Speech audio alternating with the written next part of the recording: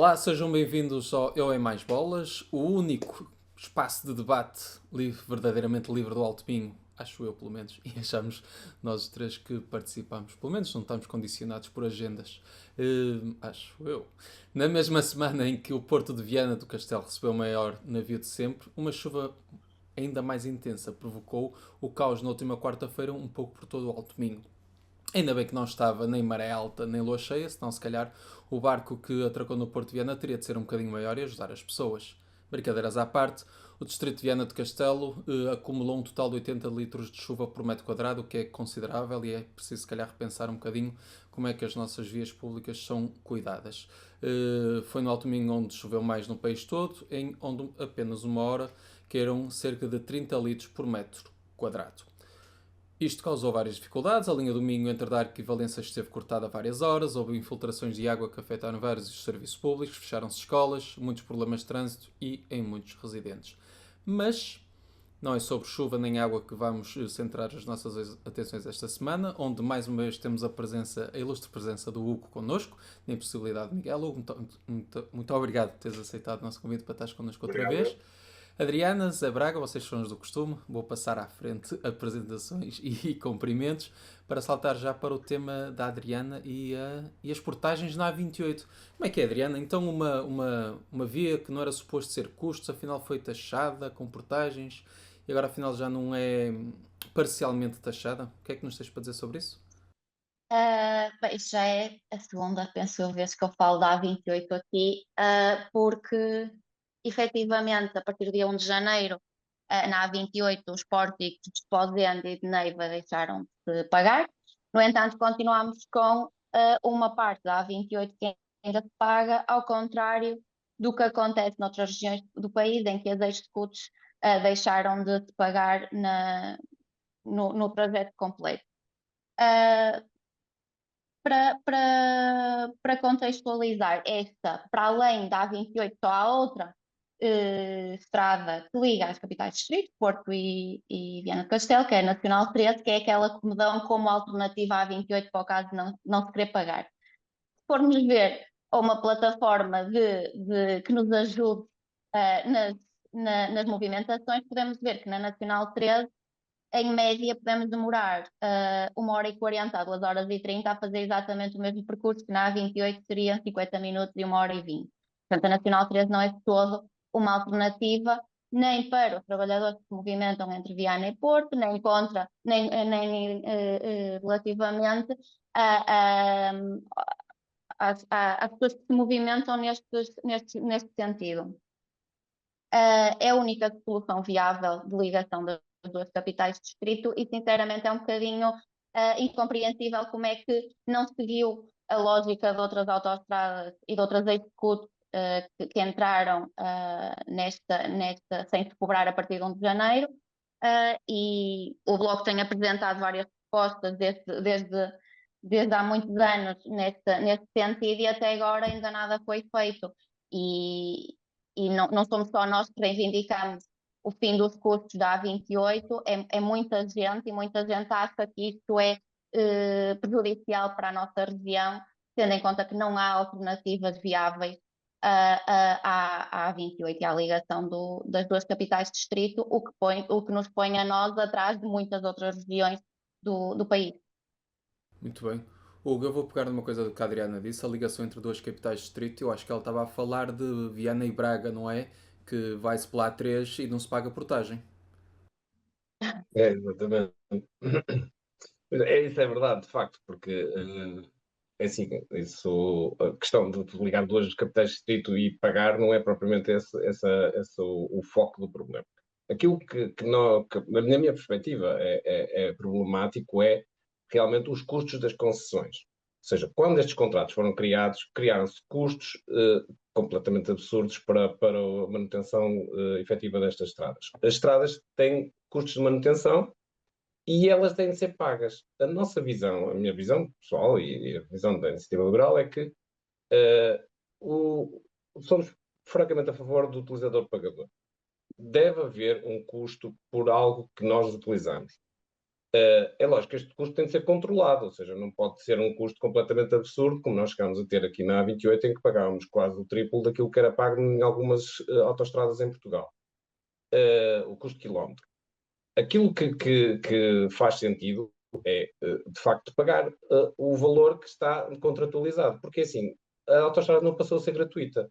Aquilo que aconteceu foi transferirmos os custos para o Orçamento de Estado, ou seja, tiramos para dentro de um bolo muito grande, em que, na prática, todos os portugueses vão pagar os custos, por exemplo, de andar a passear no Algarve, um inglês que queira passear no Algarve e viajar ao longo do Algarve.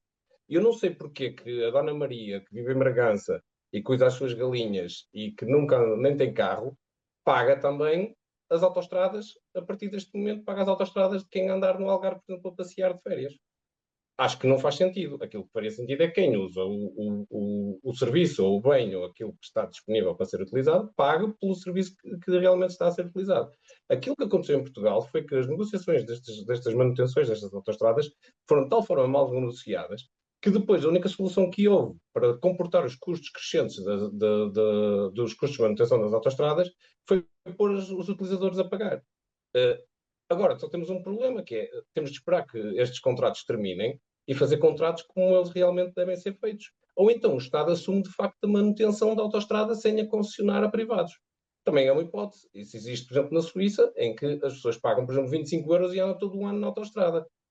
Não faz sentido. É cobrar valores completamente absurdos e aberrantes até para aquilo que é o padrão do nosso rendimento e para aquilo que é os custos a nível europeu. Por exemplo, como nós temos na A1, que pagamos, creio que são 28 ou 29 euros para fazer a A1 de uma ponta à outra. Quem usa, de facto, autoestradas paga muito porque os contratos de concessão são elevadíssimos. Não é questão propriamente do pagar. O pagar, sim, um valor justo. Adriana, não era de Viana e Braga que falavas, pois não? Não, mas já que falas em Viana em Braga, um dado importante, a A3 vai passar a custar mais. Pois era isso. Eu Ah, quando fiz a ponte para Viana e Braga era exatamente por isso, porque toda a gente fala da A28, mas qual é a alternativa que tem o interior do Alto Minho? Toda a gente fala do interior do país, mas o interior do Alto Minho, não é? Tudo de Valença. Se queres ir de Valença à Ponte Lima pela Nacional, demoras quanto mais tempo sim, sim, e sem o. dúvida, as nossas ligações não são as melhores. Claro, A A3 é caríssima para o percurso que é. A exatamente. A28 eu acho que também é cara, não faz sentido tu teres Porto Viana a custar a ser pago neste momento, porque é uma ligação importante não só para Viana como para o Porto, como até para a Galiza. Nós sabemos que nós vivemos em estrita relação com a Galiza e, portanto, teres esta autoestrada que não era fosse pagar nos seus primórdios, a pagar e eliminar dois pórticos e não eliminar tudo. Portanto, não faz qualquer sentido. Tendo em conta que nem a A13 é viável, está mais cara e nem liga diretamente Porto a Viana. Eu acerca disso, Diz eu o. como sou um defensor do mercado, mas há coisas que realmente em Portugal se passam que mesmo para alguém que defende o mercado é difícil aceitar. Que é, por exemplo, o caso da Brisa, que tem várias concessões em Portugal, e a Brisa saiu do mercado de capitais português, não sei se, pronto, ela é detida pelo Grupo Mel, e ela sai do mercado de capitais e nunca ninguém chegou a saber exatamente qual foi a razão do proprietário da empresa se retirar do mercado de capitais. Mas aquilo que eu acho pessoalmente que aconteceu foi que, enquanto empresa cotada, ela teria de demonstrar resultados e teria de apresentar as contas Sim. publicamente. E ao retirar-se do mercado, essas contas passam a ser completamente opacas e ficam apenas para o proprietário. Mas eu gostava muito de saber quais são os lucros da Brisa e de algumas empresas que trabalham neste ramo em Portugal, porque eu tenho uma percepção de que são lucros completamente estapafúrdios. Aquilo que se passa é pagamos um valor completamente absurdo pelas concessões que nós temos de autoestradas em Portugal e isso faz com que depois os custos dos utilizadores sejam completamente absurdos. Claro. Para mim não me faz muito sentido, e já te vou passar a palavras, para mim não me faz muito sentido o que se paga quando, por exemplo, em vez de termos duas faixas de ligação, está a maior parte do tempo e durante muito tempo só uma faixa disponível porque está em manutenção, etc, etc. Zé Braga, estás a pensar em tu agora fazer mais viagens até Esposente, já que já não foram eliminados uns pórticos ou nem por isso? Pois eu tenho lá um bom amigo e, portanto, fica mais barato visitá-lo e vice-versa. Agora, até ao Porto, onde tenho o meu filho, obviamente a coisa não continua agradável. Portanto, estou com o que a Adriana disse. Claro que, e mais uma vez, lembro a frase do Dr. Oliveira e Silva: o Alto Minho não tem liderança política, porque se tivesse às tantas tínhamos quem fizesse barulho e quem lutasse por estas condições, ou por melhores condições de mobilidade para os alto-minhotos. Muito bem. E agora, fazendo a ponte para o tema do Hugo, continuamos a falar um bocado de estradas e daquilo que circula delas.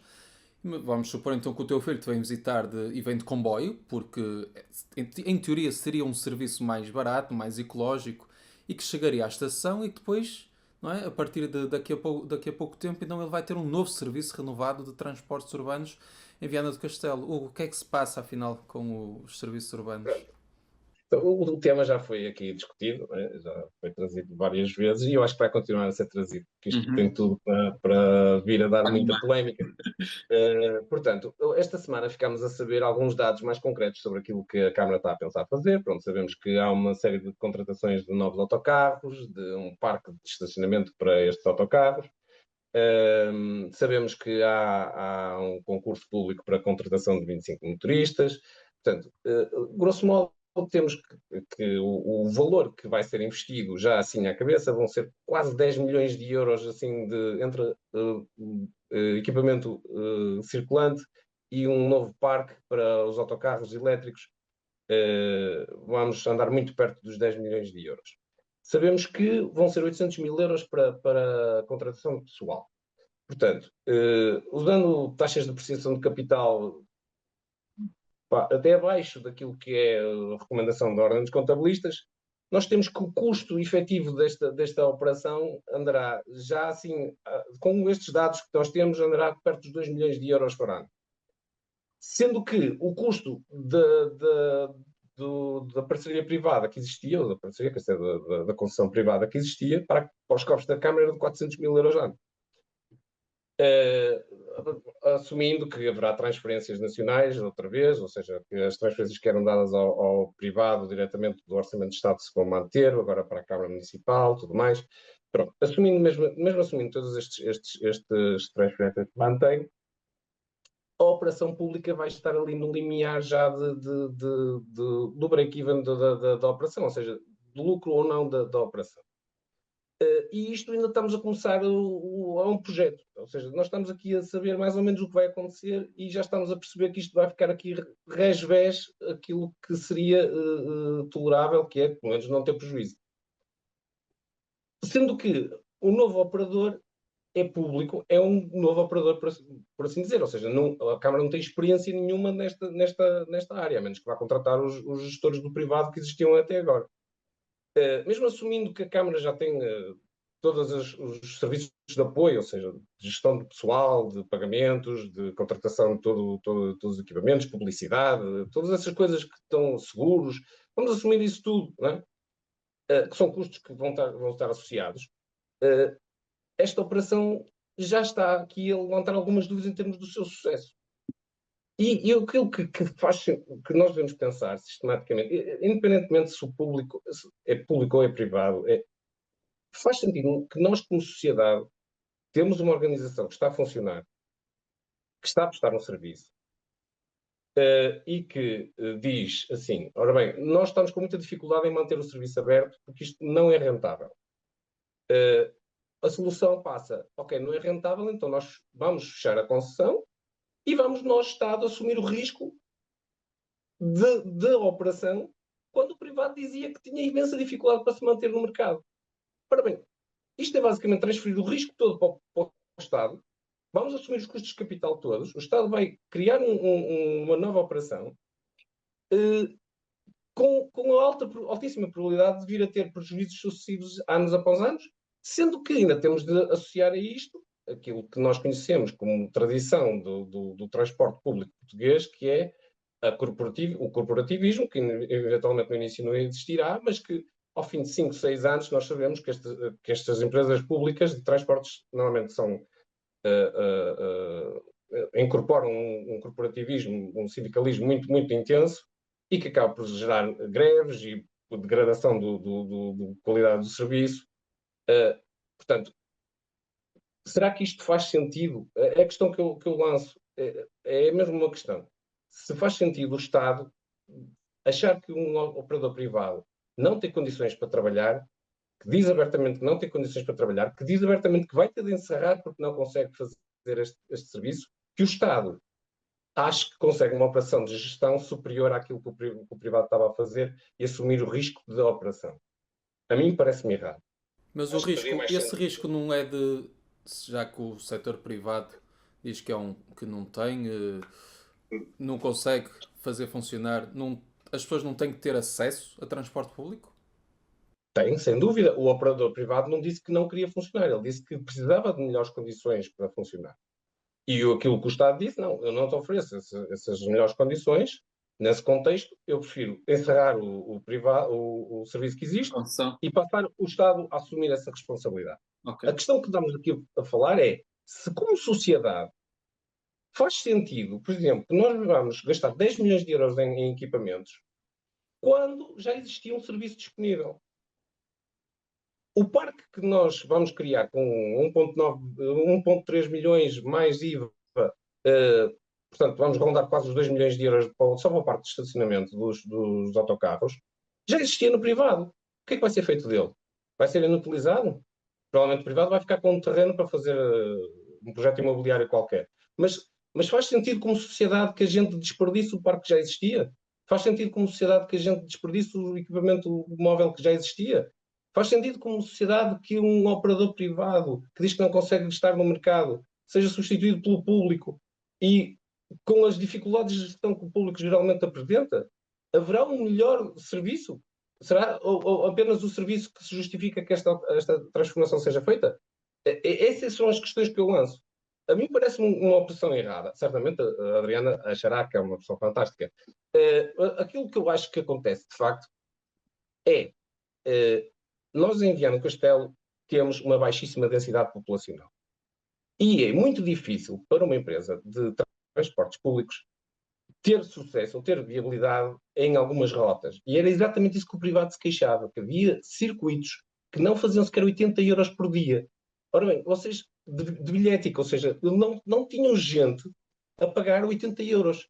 Para pagar 80 euros não consegue pagar sequer o ordenado do motorista que estava dentro do autocarro. Quanto mais o custo do autocarro, quanto mais o custo do combustível do autocarro que estava a circular.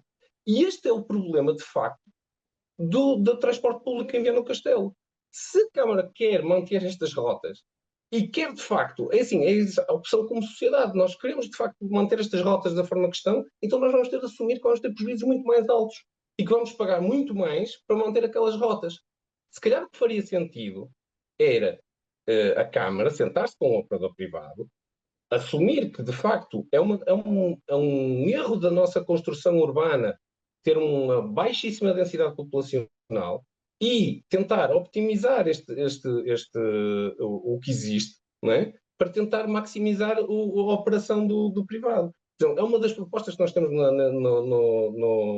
no programa eleitoral da Iniciativa Liberal, que, por exemplo, os parques que existem de feira à volta da cidade sejam usados como parques de estacionamento gratuitos, onde exista uma paragem de autocarro, forçosamente, não é? E as linhas tendam a passar naquele local, que é uma forma de fazer uma transferência do circuito rodoviário, do automóvel pessoal, para um autocarro.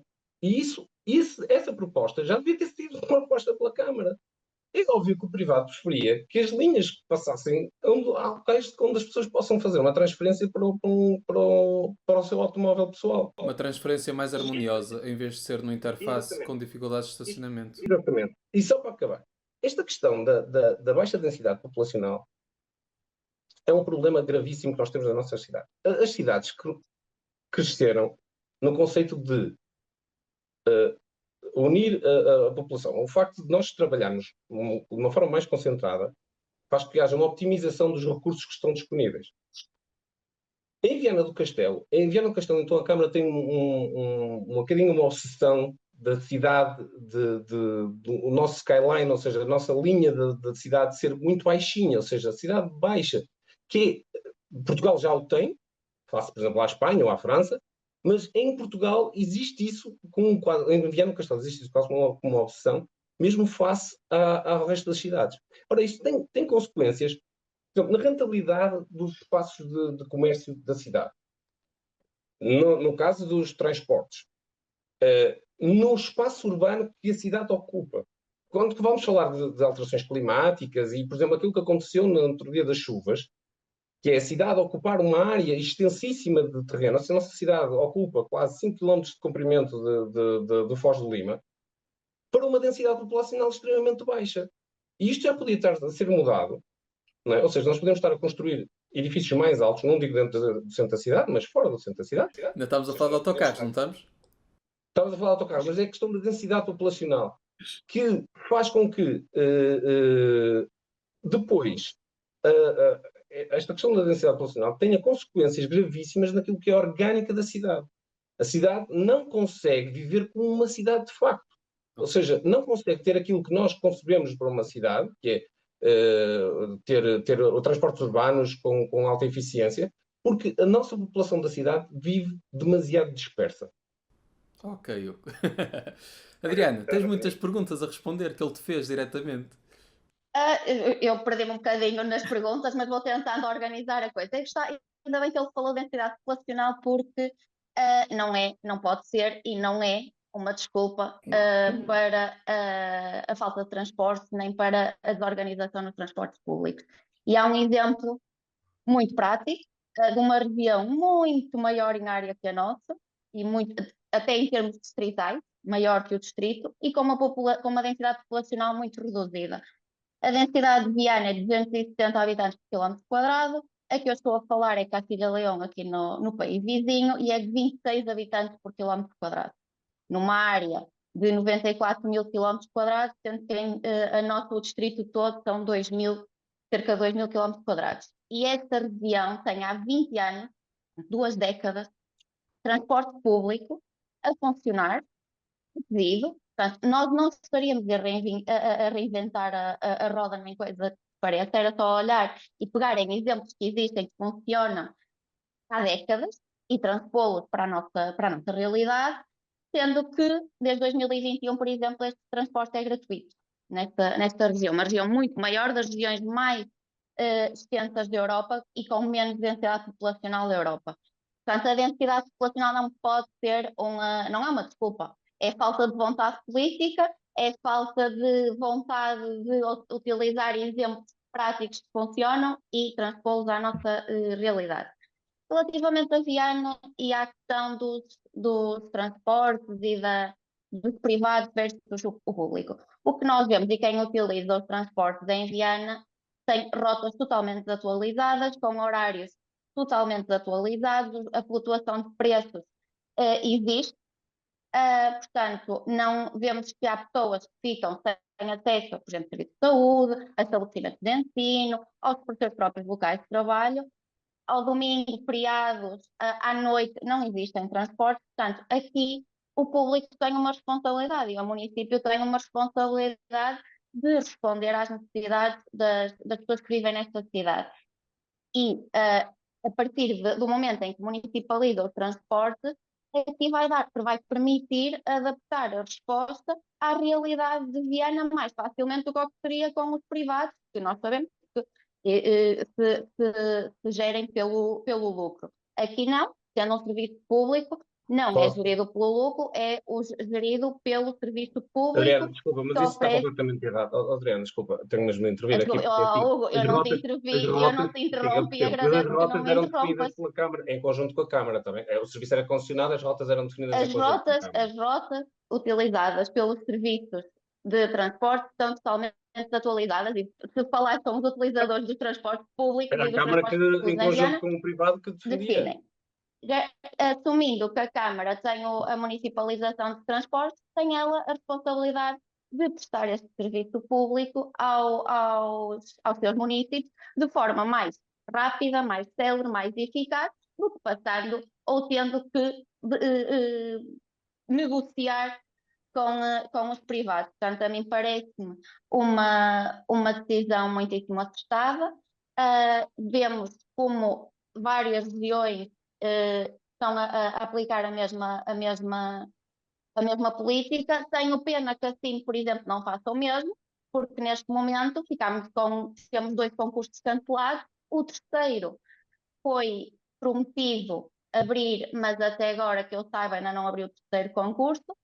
Portanto, continuamos numa região em que a mobilidade não é uma prioridade, em que as pessoas não se conseguem movimentar no distrito ou nos próprios concelhos de forma sustentável, têm que usar o próprio carro com os custos que isso implica, tendo em conta que sabemos que a nossa região o rendimento médio também é baixo.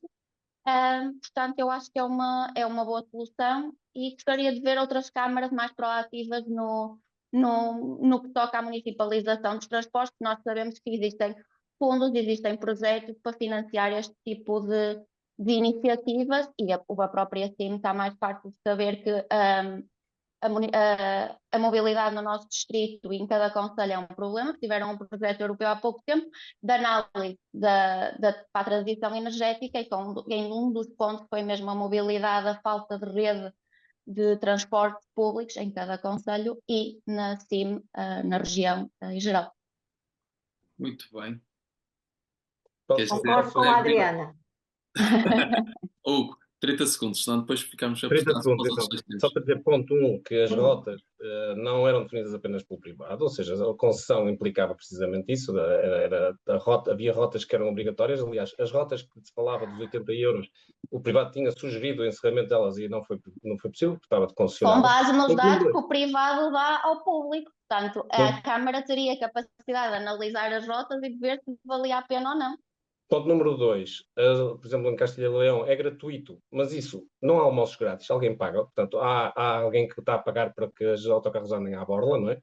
E ponto número 3, há de facto serviços de transportes públicos de baixa densidade. Essas soluções podem estar a ser aplicadas. É preciso ter noção que essas soluções de baixa densidade custam mais dinheiro, necessariamente. Portanto, isso, podem ser gratuitas, alguém vai pagar por elas. É que tal coisa, não paga quem anda dentro do autocarro, pagará alguém que está lá fora, se calhar a cultivar as suas couves. Toda a gente vai pagar quando passa por dentro de um orçamento que é municipal ou que E toda a gente utiliza o transporte público, gasta menos do que gastará a comprar um carro, pagar o IUC, pagar o seguro, pagar a manutenção do carro. Dia, não é? Eu gosto desta perspectiva agrícola do Hugo para... Também pensei nisso. Ora, vamos avançar para a Hora Bolas. Também temos ainda mais 2 temas que prometem ser animados. Acho que vou começar pelo Hugo. Hugo, sentiste encostado à parede esta semana? Exatamente, esse mesmo ponto.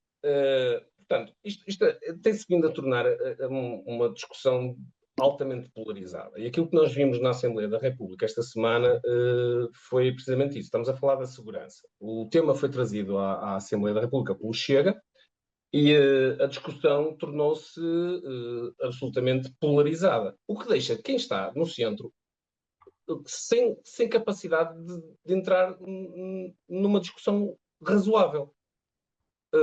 O tema foi trazido pelo Chega. E interessa saber que Portugal é um país altamente seguro. Portugal é um país, é o 6º país mais seguro do mundo.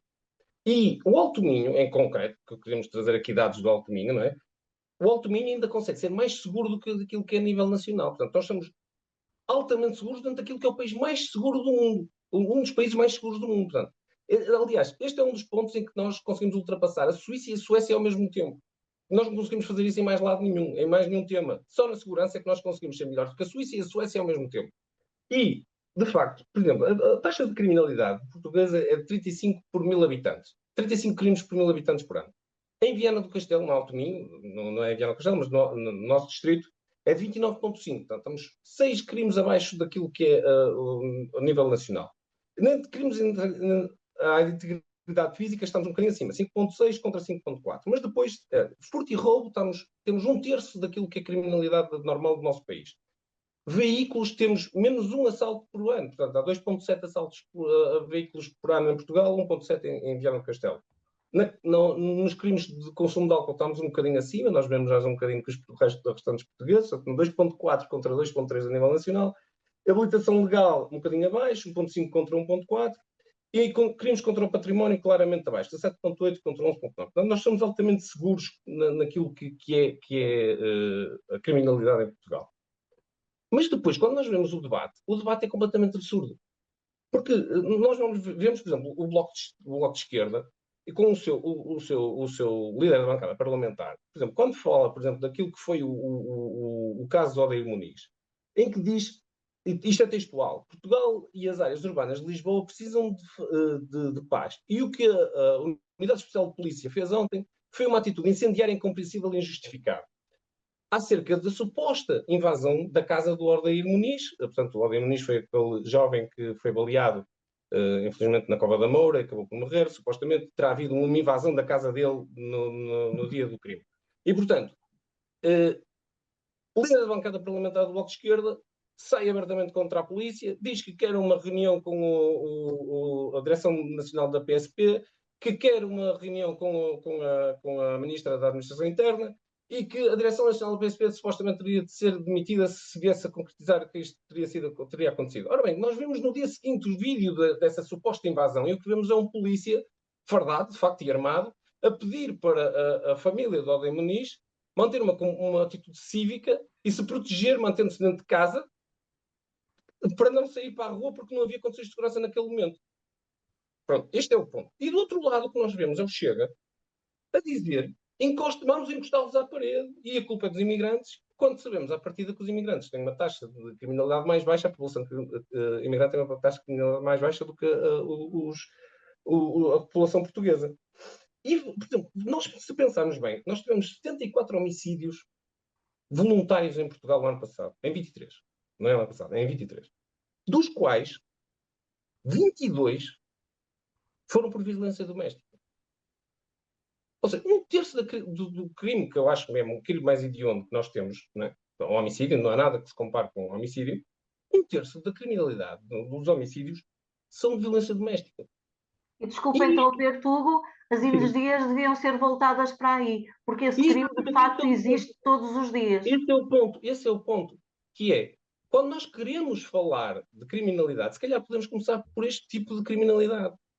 E se nós queremos, por exemplo, falar de criminalidade, nós devemos saber que o principal ponto para baixar a criminalidade é a melhoria das condições de vida. Aliás, Portugal consegue ter uma criminalidade baixíssima, sendo um dos países com menos rendimento. Se olharmos para os 20 primeiros países com baixa criminalidade, com mais segurança, Portugal é dos países de médio rendimento o único que lá está. Portanto, se nós queremos baixar a criminalidade, se calhar a melhor solução é tentarmos começar a aumentar a qualidade de vida dos portugueses e o rendimento que os portugueses têm. Se calhar alguém que tenha dinheiro, que tenha sucesso na vida, que tem um projeto de vida pela frente, não vai pensar duas vezes em cometer um crime, assaltar a casa do vizinho, provavelmente. Ok, E, passar para a Adriana. e se calhar o que devíamos, só para acabar, o que devíamos pensar, porque eu vi o episódio da semana passada e quero acabar com este ponto, que é aquilo que nós devemos pensar é, por exemplo, como é que os países mais seguros estão a trabalhar nessa área da prevenção da criminalidade. Nós sabemos à partida que este ano, em 24, nós tivemos um ligeiro aumento da criminalidade. Os dados que têm vindo a sair, de facto, demonstram isso. É normal porque há mais população em Portugal. Ou seja, havendo mais população, há mais crimes. Mas, se calhar, aquilo que nós devemos fazer é precisamente aquilo contrário que eu vi no último episódio, que é, nós devemos procurar mais tecnologia na prevenção da criminalidade. Mais videovigilância, por exemplo, mais integração da inteligência artificial nos algoritmos de policiamento da polícia, por exemplo, e se calhar mais luz pública também, porque não? Mas, sem dúvida, a videovigilância, sim, várias vezes, muita, porque quem sabe como funciona a videovigilância não diz que se está uma câmara ali, eu estou a ser vigiado. Porque viramos um Estado policial. Não, mas é que a parte engraçada é que o aumento desta criminalidade em 2024, nomeadamente no que toca aos homicídios, por exemplo, aumentou, mas dentro de casa. Em âmbito conjugal, em âmbito entre parentes, entre vizinhos, a videovigilância aí não vai fazer absolutamente nada. Pois, porque os homicídios entre pessoas que não se conhecem diminuiu este ano. É violência doméstica. Se um terço dos homicídios é violência doméstica, claro, é normal que seja dentro de casa, é doméstica. Mas a criminalidade, a criminalidade violenta aumentou. Por exemplo, É dentro É? de casa, não é fora. A criminalidade que aumentou é dentro de casa, não é fora. Portanto, a videovigilância não te vai servir de nada aí. A violência doméstica é efetivamente a aumentar, os casos de feminicídio a aumentar, os casos que já foram reportados às autoridades e depois as mulheres acabam mortas, aumentou. Portanto, se tu tivesse uma vítima o ano passado que apresentou 7 queixas antes de morrer. Portanto, isso não se trata com videovigilância. Os casos de homicídios têm aumentado dentro de casa, em contexto familiar e em contexto de Adriana, vizinhança. a Os crimes videovigilância não tem violentos combater a que violência diminuam. doméstica. Claro que não, mas a criminalidade que Pronto. estás a falar que aumentou o ano passado foi a criminalidade dentro de casa. Não. Também aumentou a Não, a insegurança. criminalidade não há entre relatórios pessoas ainda que não completos. se Adriana, conhecem desculpa, foi em menor que no 2024 ano passado. não há ainda relatórios completos. Aquilo que Mas se os dados que suspeita, saíram aquilo esta que se semana suspeita. são esses. Não completos, mas apontam que 7,4% dos casos é que foram as vítimas não se conheciam. E isto é uma redução face a 2023 e 2022, que era de 13% e 17%. Portanto, o que estamos a ver aumentar na criminalidade é entre conjugal, parentes, Não se vizinhos, compara. esta sim aumentou. Portanto, a videovigilância aqui não serve de nada. E eu peço imensa desculpa aos dois, está animada a conversa, mas temos que saltar já para as sugestões culturais, Adriana. Peço desculpa, mas as tuas propinas vão ficar para a semana. Posso fazer antes o apontamento da propina e salto a minha sugestão cultural? Temos 1 minuto e meio. Para os dois. 2 e meio, vá. Anda. Pronto, eu deixo de parte a minha sugestão cultural e falo da propina. O anúncio do Ministro da Educação do descongelamento das propinas no ensino superior parece-me totalmente descabida, tendo em conta que desde 2018 apenas 7% do plano de alojamento foi executado, sendo que o preço da habitação está a aumentar, o alojamento estudantil, digo, o preço da habitação continua a aumentar, portanto, adicionar mais custos às famílias e aos estudantes, para além do custo da habitação, parece-me algo da maior injustiça que existe relativamente às famílias pobres de classes trabalhadoras e médias do ensino superior. Muito bem. Hugo, muito rapidamente, 10 segundos para a sugestão cultural. Sugestão cultural. Eu ia dar a sugestão cultural O Som de Vez, que é um festival de música que ocorre nos Arcos de Alves, com várias presenças, Capitão Fausto, Ana Moura, Marta Ren, Mão Morta, Last International, ou seja, nomes conhecidos, nomes menos conhecidos, um festival muito interessante. Ia dizer só, em termos de participação cívica, numa semana em que houve o voto no orçamento, no voto no Parlamento sobre o aborto, para participarem no movimento do My Choice, My Voice, um movimento europeu que tem como objetivo introduzir na legislação europeia o direito ao aborto. E o movimento precisa de 1.200.000 assinaturas e já tem mais de 1 milhão. Portanto, assinem, por favor, este movimento para introduzir na legislação europeia e resolver de uma vez por todas estas questões. E ficamos sem tempo. Foi assim estes Hora-Bolas deste... Eu é Hora-Bolas, não. Eu é mais bolas desta semana. Muito obrigado por ter estado desse lado a acompanhar-nos. Espero que tenham gostado deste aceso debate entre o Hugo e a Adriana sobre uns temas que, certo, vão continuar na nossa agenda durante este ano de 2025. Continuem desse lado, subscrevam os nossos canais, ouçam-nos em podcast. Somos o único podcast que debate o Alto Minho. Fique bem, fique desse lado e até à próxima semana.